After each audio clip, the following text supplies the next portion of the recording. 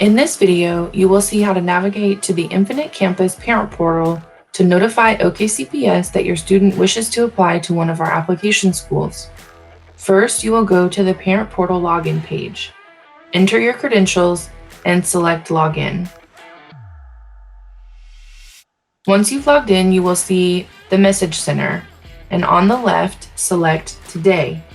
This will show you the profile of your student or students.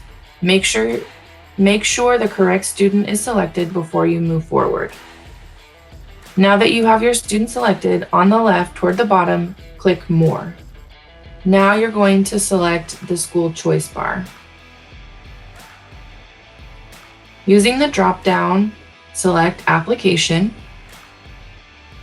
Here is where you will make your selection, and our application schools will be notified of your interest in attending one of their programs. You can select one as your only choice, or you can select a first, second, and third choice.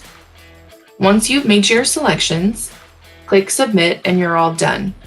These schools will process all applications received and provide notification to families if additional information is needed, if you've been admitted, or if your admission has been denied. You can learn more about each of these schools and their offerings on the OKCPS YouTube channel.